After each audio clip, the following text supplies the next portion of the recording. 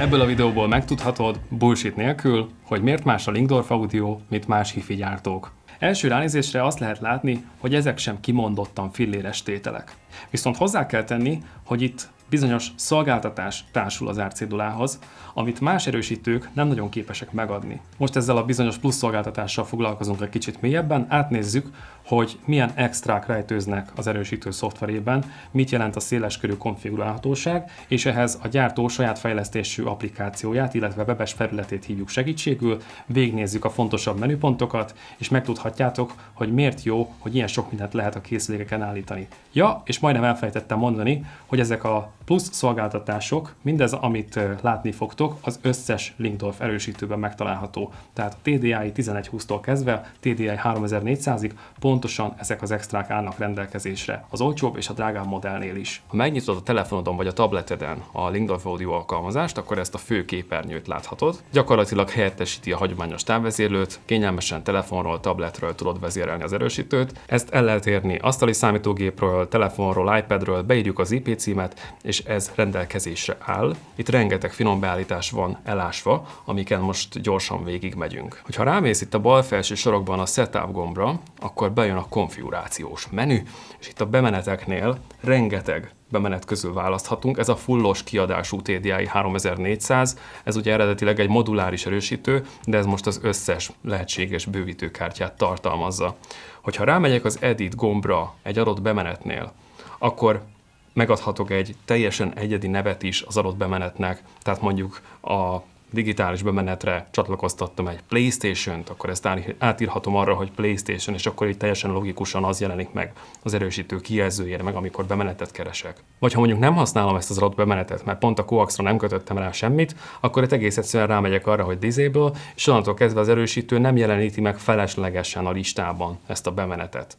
Aktiválhatom a házi mozi módot, vagy beállíthatok érzékenységet, külön voicingot, tehát külön hangprofilt meghatározhatok ennek a bemenetnek, hogyha tudom, hogy ehhez egy olyan eszköz van kötve, aminek van valami a karakterisztikai sajátossága, akkor itt ezt már is kompenzálhatom. Külön-külön minden egyes bemenethez input delay, tehát jelkésleltetést tudok beállítani, akár 500 millisekundum értékig. Nagyon praktikus akkor, hogyha te forráseszközöd, mondjuk egy médialejátszó vagy egy televízió késve jeleníti meg a hangot, akkor így össze tudod szinkronizálni, hogy a hang és a kép együtt jelenjen meg. Az Output Setupban, tehát a kimeneti beállításoknál, hogyha rámész a Main Out legördülőre, akkor itt megjelennek mindenféle hangfalak. Ez azt jelenti, hogy ezeknek a hangsugárzóknak a hangprofilját már eleve eltárolták az erősítőnek a memóriájában. Kiválaszthatod mondjuk az FR1-et, itt meg is jelenik egyből a képe az FR1-es hangsugárzónak, és innentől kezdve azt a hangprofilt fogja alkalmazni az elektronika, ami a legoptimálisabb hangzást hozza ki ezekből a hangfalakból.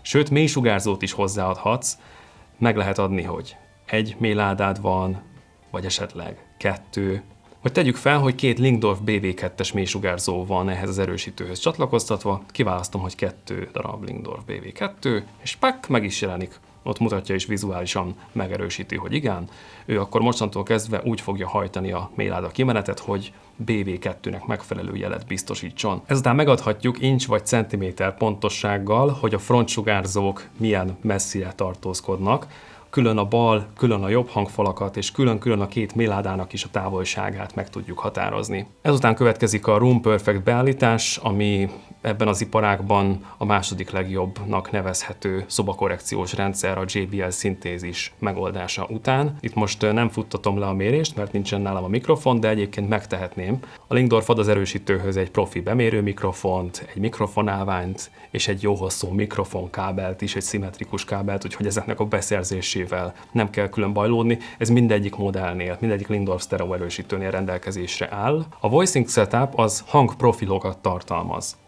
Ami most éppen ki van választva, az zenére van optimalizálva, de van egy másik zenei profil, aztán van itt ilyen, hogy nyugodtabb, nyitottabb, levegős, puhább, action, movie, tehát hogy film, akciófilm, kimondottan ezekhez optimalizálva fog szólni a rendszer.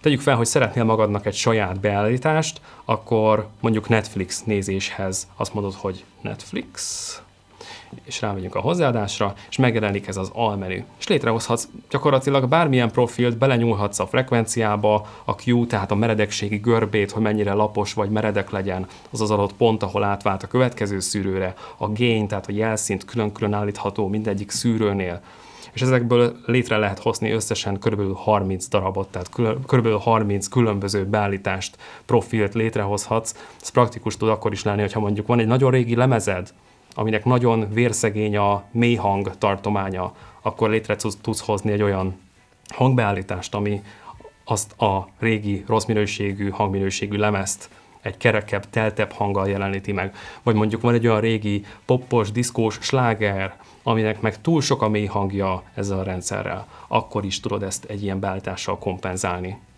Az audio beállításban letilthatjuk vagy engedélyezhetjük a szubszonikus szűrőt. Én még nem találkoztam olyan sztereoerősítővel, ami ezt így elérhetővé tenné.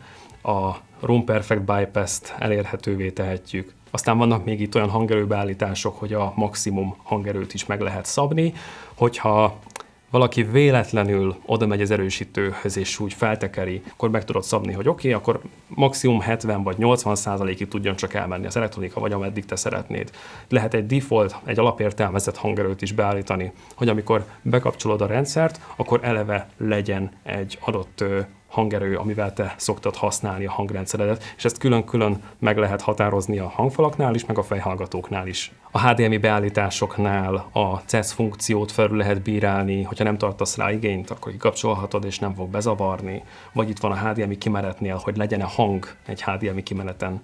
Ezt is lehet engedélyezni, vagy letiltani. Még arra is van lehetőség, hogy amikor a Lingdorf erősítődet egy streaming eszközről vezérled, akkor akarod-e, hogy az az eszköz irányíthassa az erősítőnek a hangerejét, vagy mondjuk a vezérlőeszközről tudjál-e bemenetet választani, vagy ha éppen standby módban van az erősítő, tehát ki van kapcsolva a Lingdorf, készenléti módban van, hogy akkor a streaming eszközről bekapcsolható legyen-e. A fő beállításokban azt is eldöntheted, hogy amikor standby-ban van az eszköz, akkor az milyen standby legyen, tehát hogy egy mély alvásban legyen, vagy egy network standby-ba, tehát hogy hálózaton keresztül bármikor úgymond felébreszthető legyen szükség esetén. Az erősítőn lévő kijelző fényerejét 5 féle fokozatban tudod módosítani. A legtöbb kijelzővel rendelkező erősítő jó, hogyha mondjuk 3 fokozatot tud. Itt 5-öt is elérhetővé tettek. Aztán van triggerbemenet választási lehetőség. Adhatsz meg jelszót, tehát hogy ne tudjanak hozzáférni a beállítás menühöz. Vagy ha mondjuk nem szeretnéd, hogy a hagyományos távvezérlővel piszkálják az erősítőt, akkor itt szoftveresen a remote control résznél egyszerűen letilthatod, hogy a távvezérlőtől fogadjon jelet az erősítő. Software managementben van külön backup funkció, ilyennel sem nagyon lehet találkozni, hogy az erősítőnek a beállításait egy-egyben el tudjad menteni. Ő még azt is felajánlja neked, hogy SD kártyára vagy USB-re szeretnéd elmenteni. Ha bármilyen oknál fogva szükséges lenne, akkor tetszés szerint le lehet radírozni az erősítő beállításait, és egy gyári alapbeállításra visszaállni. Le lehet rá tölteni systemlogokat, illetve hogyha a Lingdorf kihoz a jövőben egy friss szoftvert, néha előfordul, hogy frissítik az erősítőnek úgymond a szoftverét, a firmware-ét, akkor ezt lehet rajta viszonylag könnyen és gyorsan frissíteni. A látottak alapján remélhetőleg jobban lehet érzékelni, hogy milyen összetett tudása van egy Lingdorf Audio sztereó erősítőnek. Ugyanakkor az is benne van a pakliban, hogy nem megfelelő beállítással, vagy a beállítás figyelmen kívül hagyásával nagyon sok hibafaktor van. Ezért érdemes élni a lehetőséggel, hogyha Lingdorf erősítőt vagy komplett hífizettet vásárolsz a Házimozi Stúdiótól, akkor a technikus munkatárs ezt nem csak ingyenesen kiszállítja hozzád, hanem professzionálisan be is üzemeli, és így egy körben le van tudva a szobakorrekció is, és megismerheted a funkciókat anélkül, hogy bármilyen felfájásod lenne a széleskörű konfigurálhatóság miatt. Hogyha további kérdésed van, akkor írjál kommentet, vedd fel velünk a kapcsolatot elérhetőségeink bármelyikén, vagy pedig előzetes bejelentkezést követően személyesen, saját füleddel is ki tudod próbálni a Lingdorf Audio készülékeket itt a Házimozi Stúdióban.